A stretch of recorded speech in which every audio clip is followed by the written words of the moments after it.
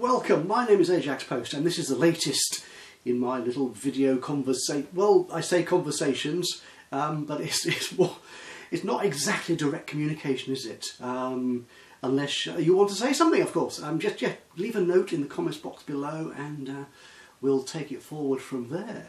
But yeah, at the moment really it's just me talking, so more of a monologue really. But I hope you don't mind that too much. Anyway, yeah, this latest in my monthly series, or monthly or so, and really has been a bit of a month and so since the last one at the end of August. Yeah, September was a bit of a busy month. Well, certainly the weekends were, with various bits of theatre and beer festivals and seeing people and stuff. So I didn't really have the opportunity to sit down and just chat, just have a natter about stuff.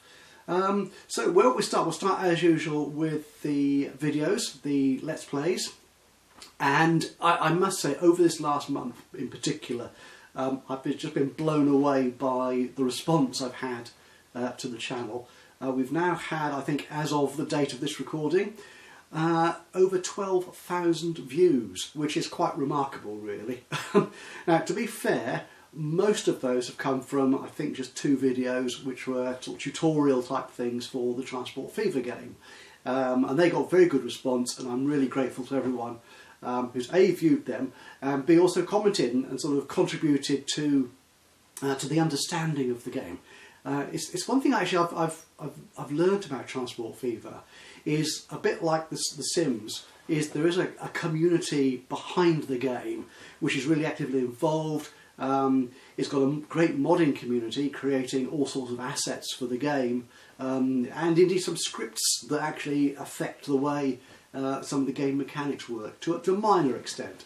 It isn't quite as open as The Sims, for example, but it does give you that feeling of people who love the game and working to enhance it, not just for themselves but for other people as well, and that's something I really enjoy being part of. The modding in Transport Fever isn't the same as just building or creating a sim in The Sims 3. It's a good deal more technical and involved and a little bit beyond my competence level, to be fair. So I'm not actually contributing to that much, to that particularly, but it is great to be able to receive as well and enjoy the fruits of other people's labours and be grateful to them. And I hope I'm putting all the appropriate credits in the videos where I'm using those particular modded assets. So yeah, 12,000 odd views, most of which come from those 2 videos in particular, which racked up multiple thousands of views. But overall, I'm just great to see so many people sort of apparently enjoying the videos I'm putting out, and so much so that we've now reached. There is just me doing this. I'm not a whole team of people. I've now reached 95 subscribers again as of this date. Up and down, 1 or 2 every few days or whatever perhaps, but it's just great having that many people just willing to sort of just keep an eye on what you're doing, which is remarkably sort of, I'm not quite sure what the word is I'm looking for there, but it's remarkably rewarding. That'll be a good word. Yes, I'll use that word. Though it does leave me in a little bit of a dilemma, because what a lot of YouTubers do, of course, is say I get to a milestone and I'll do a great celebratory video or offer rewards or gifts or some celebratory thing anyway once you hit a milestone. So I'm thinking 100 subscribers is a pretty awesome number to start with. But what would I do? I'm not sure. If you've got any ideas of the sort of things I could do to celebrate the 100th subscriber, which, well, it might take another few weeks, it might take months to turn up those extra 5 people. But it'd be great to know any ideas what I can do. I could obviously name things within the game after subscribers. I could do a draw for that, for example. Or if we're looking at The Sims in particular, I could create a building or a sim. And that was my mobile phone. I usually have the mobile phone in a different room, so you can't hear it interrupting me. Hopefully it won't do that again anytime soon. Yeah, so any ideas for 100 subscribers milestone video would be greatly received. Anyway, talking about the videos, you may have noticed that since the last video log, I've ended the Sims 4 game. Again, it was just that I wasn't really getting the feeling from it of pushing forward and developing a story. There was lots of great things in Sims 4 which I liked and I discussed in the video, but I wasn't sure that I could take it further in terms of things I like to do in a Sims video. So for the moment, I put that on hold. I will go back to it and just learn a bit more about how the game works, because several different mechanics in it which are quite different to Sims 3, which I've been playing for ages, and so I've got some familiarity with. Though some of you may disagree with that comment if you've watched the Let's Plays, but there you are. I think I understand what's going on anyway in The Sims 3, but Sims 4 less so. So I just wanted to get a little bit more familiar myself with how the game works, and I bought the Get to Work expansion pack as well to give it more scope for the characters for the characters to do. So hopefully that will come back. But it won't be any time real soon. Hopefully by the end of the year I might be back onto The Sims 4.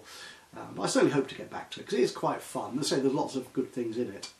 The main one I'm playing really is Transport Fever, which is a really great, simple, easy... I say easy, it's actually quite a challenging game to actually keep control. Once you've developed a network infrastructure, sorry about using these longer words. Once you've developed your infrastructure and your map, and you've got routes and cities developing and stuff, it can be a challenge to keep it all under control and actually do things in good time. But that's part of the fun of it, really. It's just moving around the map and discovering things going slightly awry or things you can take advantage of. I'm really enjoying that challenge. But the best thing about it is it's a very simple game for me to record. It loads very quickly, it runs very quickly. I can record it, edit it down a bit and upload it all within an evening pretty much. Whereas The Sims 3, for those of you who are familiar with it, takes an age to load. It's something where you need to sort of work out, okay, have I got time to do this? So The Sims 3 is slightly less frequent than Transport Fever at the moment, but there'll be a new one coming up very soon. Don't worry about that. And again, because I've got a storyline sort of going in The Sims 3, I like to make sure that what I'm putting together as gameplay and commentary fits into that, and I can actually make the story move along. So it takes a bit longer, so I say that's slightly less frequent than the Transport Fever ones, and that's what we're doing at the moment. So, beyond the games, beyond the awesome reception that my channel is getting at the moment, which again, thank you for that, really is quite remarkable, is what I've been doing with those weekends. I've actually been going to the theatre quite a lot recently. I think pretty much once every week over the last month or so. But I'll just highlight 3 productions that I've seen, all of which kind of fit under a heading of I've been there before, in that I've seen something of them before, in different ways, as we will see. The first of which is a big production of a classic legendary play called The Caretaker. Now I've actually seen The Caretaker twice before. I saw the London run a year or so ago, I think it was just over a year ago, with, if I can remember the names correctly, and this is going to be a test, George Mackay, the young George Mackay was in it. Daniel Mays, the amazing Daniel Mays, was in it, and the tramp, the caretaker, as it were. I often get his name mixed up with somebody else. I think it was Timothy Spall. And if I've got that wrong, I will apologise to the company and put his name up in notes somewhere in the video. It was an impressive production in London. Unfortunately, my friend and I were sat way back up in the gods on that one. And for some reason, didn't really quite connect with it. The performances were good, but there's a lot. It's a difficult play to sort of get to your head round, to empathise with, because all 3 of the characters are a little bit unpleasant, to be honest. They have unpleasant characteristics, and part of the joy of the play is following them on this little bit of a journey together and uncovering bits about each of the characters and coming more to understand them, and then starting to empathise with them and start, understanding their particular stories. Again, I think possibly because we were so far away from the stage, and from my previous conversations, I do like to be close to the action wherever I can. I just didn't feel so much engaged with it.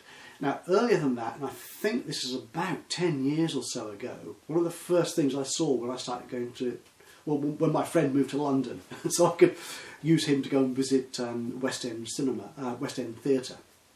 I saw an absolutely amazing production starring Michael Gambon, Douglas Hodge, and Rupert Graves. Yes, it was. Now, Gambon again was the tramp, the caretaker, who was just. Michael Gambon is an incredible actor. He's just got this presence, and he did inhabit the whole stage.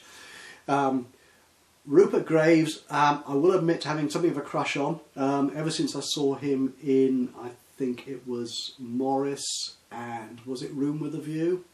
A really good-looking and also really talented actor, and he's still doing work. Of course, he's in the TV series Sherlock. And he's still a good, handsome fellow, so you can't argue with that.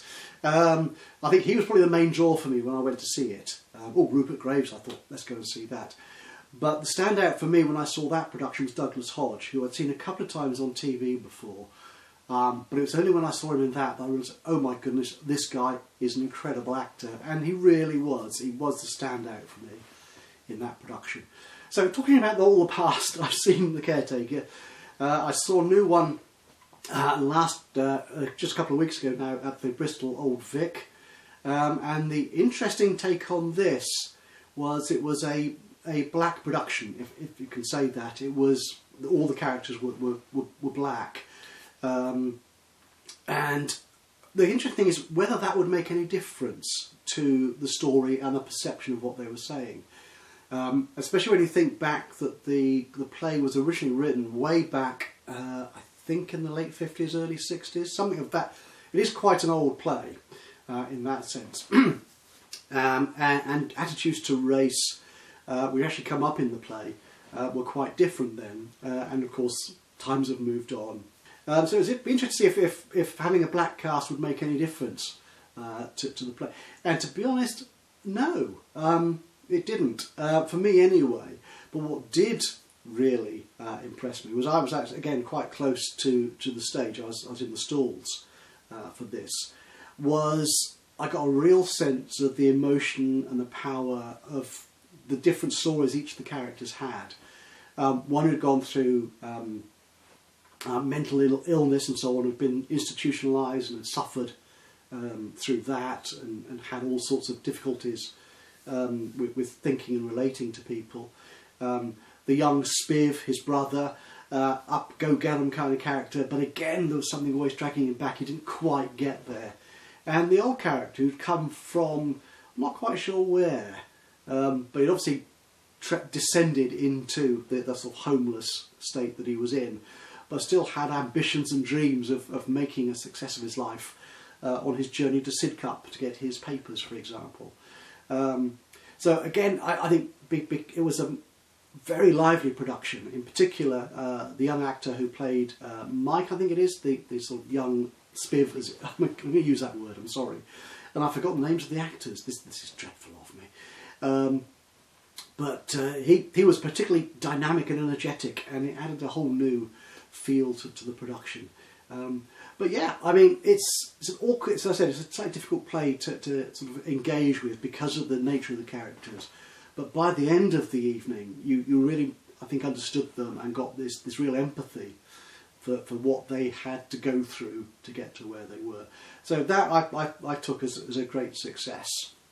Now, the next thing I saw, which I'll talk about, was an amateur production at a little theatre above a pub, the Alma Tavern, again in Bristol, of Entertaining Mr Sloane, which I've seen many, many years ago as a film, and remember it as being quite dark, sexy, but dark, but I couldn't remember any more really about it than that. And the basis of the story, if you're not familiar with it, this sort of pretty young man comes to rent a room with this family, a mature brother and sister, both single, and their father in their house. and both the brother and sister have lustful desires for the young man, and he doesn't rebuff them at all. He's quite willing to tease them along, as it were, and to get his own way, just by sort of minor accessions to their demands.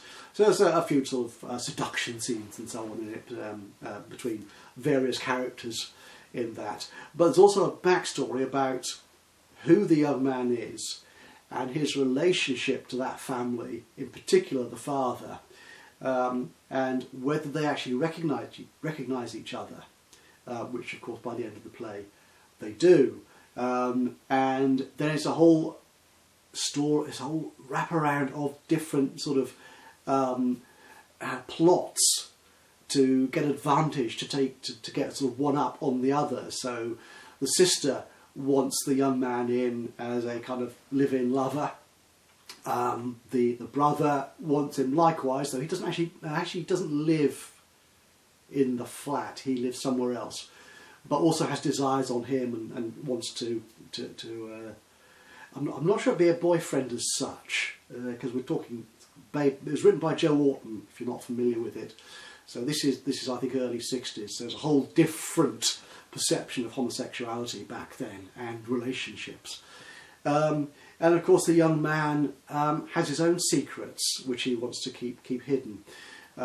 Anyway, it's the thing I got from this. It was a really nicely done. It's a very small, intimate venue. As I said, it's a local amateur company that put it on. But it was a lot funnier than I remember the film being. Certainly the first act, where they're trying to sort of manoeuvre themselves in this sort of game of one-upmanship, one against the other, and the different relationships between the 3-4 characters in there. So that was a lot funnier than I remember. And then in the second act, all the sort of chickens come home to roost, if you will, and the secrets become unearthed through a rather unpleasant, what's the word I'm going to use? There was an argument. We'll put it as politely as that. An argument between the young man and the father, which doesn't go at all well for one of them. In fact, at the end of the play, it doesn't go well for either of them, which puts the young man in a kind of defensive position with regard to the brother and sister, which they can exploit. But they've all got secrets, so they have to come to some sort of arrangement. As I said, a lot funnier than I remember the film being, and it kept the darkness as well as its story moved on. So overall, that was quite an impressive performance. Again, it's the first time I've been back to the Alma for possibly over a year now, but it's a nice little space, a very small theatre, mostly amateurs and small local touring companies, but nice work nonetheless. And the final one I'm going to mention here is another film I saw many years ago. I think it was originally a play, then turned into a film, and that's Rita Sue and Bob 2. Which is the story of this very impoverished estate somewhere up north. There is a definitive geographical location for it, which I'm not going to remember, I'm afraid, which the author of the play, who was a young woman who actually lived in that sort of poverty, deprived area, which was full of, there was drunkenness, there'd be drug abuse, there'd be domestic violence. It was not a pretty life to live, and she was in the middle of that, and she lived that life. And reading the notes in the programme, when she wrote her first play, Rita Sue and Bob was her second, when she wrote her first play, she insisted that the checks, the payments for copyright for use of the play, were actually sent to a post office because she didn't risk money going to a home address. And there are all sorts of other issues there. And her story, Andrea, I've forgotten the name, I'll put it up, it'll be in the link somewhere. The author of the play, she died, I think, at the age 29 from a brain hemorrhage. But she had a really gritty, difficult life and a grasp on it that allowed her to create these really gritty and authentic productions. And Rita Sue and Bob fits into that. Apparently it's not quite as dark as her first work, but it is that same life. So it's a story of two young girls, 15 years old, sort of last year or two of school, just doing babysitting jobs in the evenings to earn some pocket money. And for one married couple in particular, the father of who in that couple is about 27, 28 years old, so he's about 10 years or so older than they are. And he's got issues with his wife in terms of not getting enough sex, basically. And he's a horny young fellow still, handsome, devilishly charming, all the rest of it. And it'd be wrong to say he seduces the girls, because they don't have much of a life either, so they're pretty much up for anything, and then they're not virgins themselves. They've played around a bit. So when he suggests to them in the car on their way back from their babysitting job, driving them home from his place, he suggests that they perhaps stop off somewhere for a little bit of rumpy-pumpy, a little bit of nookie. They don't say no. And it's very rude. It's very, very rude indeed. Within the first 10 minutes or so, if you've seen the film, you'll recognise the scene. He has sex with both the girls, and the actor playing him takes off his pants. So basically you've got the two girls facing you, and him with his back to you, with his arse out, simulating sex with the girls, which was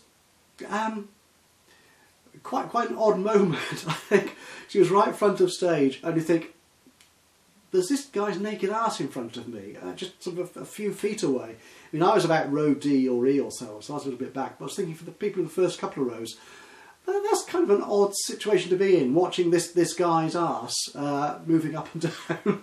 So it was an odd moment. But the thing is, I mean, in this day and age, we would treat that man as a paedophile. In fact, I mean, in legal terms, he certainly was. He was an older man taking advantage of girls under the age of consent, which is pretty much the definition of that crime. There was no judgment in the play, which is kind of odd perhaps for modern sensibilities.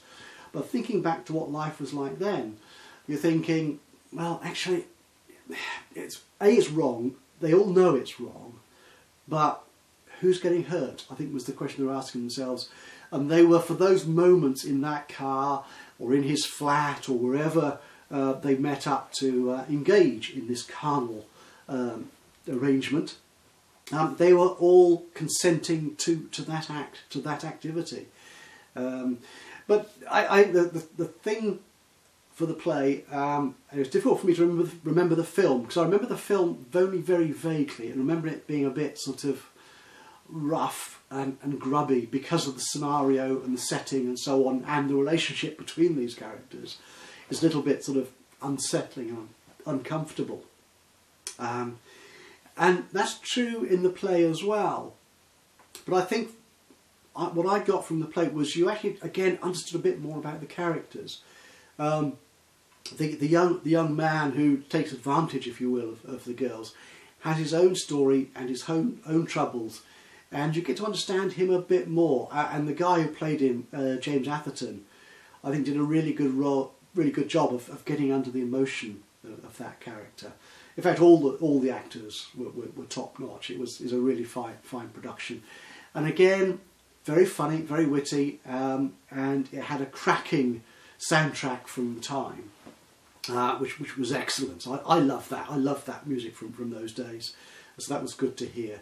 But at the end of it, that they all come, none of them come out of it well, to be honest, at the end of the play, apart from the older women in it. So the young man's wife, the mother of one of the girls, they have a meeting at the end of the play, and you realise, again, possibly because it's written by a woman, that it's the women who sort of suck it up and survive, basically. They go through the trials and tribulations, the men folk going through unemployment, ill health, drunkenness, whatever. They have problems and they don't deal with it. The women in their lives have to deal with it and cope and keep the families together. The women in these stories are usually the stronger characters. And that certainly was true of this. It was just, you come to it and think, yeah, these characters, they've gone through shit, they've gone through hell, but they've come out the other side, they've survived, and they'll carry on surviving because that's what they do. The men, they're probably falling apart somewhere in a bar or having sex with more random strangers or whatever. But it's the women folk that come out, as it were, on top and survive. And that's where we're going to leave it, I think. Yeah, I've rambled on a bit, I think, in this episode. October, I know this is October now when I'm recording this, because as I said, I'm a little bit late. I'm going to be a fairly busy month as well in October, so the next of these episodes might again come in early November. We'll see how the month turns out. But yeah, thank you once again very much for joining me today. Hope you've enjoyed just listening to me waffle on about this, that and nothing else in particular. Any thoughts or suggestions, particularly about the 100 subscriber milestone, I'd be grateful if you've got any ideas or suggestions for a novel or neat way in which I can celebrate and thank you for subscribing and watching my videos. I'll be very gratefully received. Any other thoughts you have, your experience of the theatre, or Transport Fever, or Sims 3, or similar games, it'd be great to hear from you. Suggestions for what I could do, either in terms of playing or going to see. So yes, thank you very much for joining me today. Hope you've enjoyed this. Leave a comment below, and of course, if you've not done so already, please do subscribe to the channel, and then you'll know as soon as I upload another one of these little episodes, or any of my irregular schedule, more accurately, of Let's Play videos. So from me, Adrian, Ajaxpost, thank you very much for joining me today, and I'll see you again soon. But until then, bye bye for now.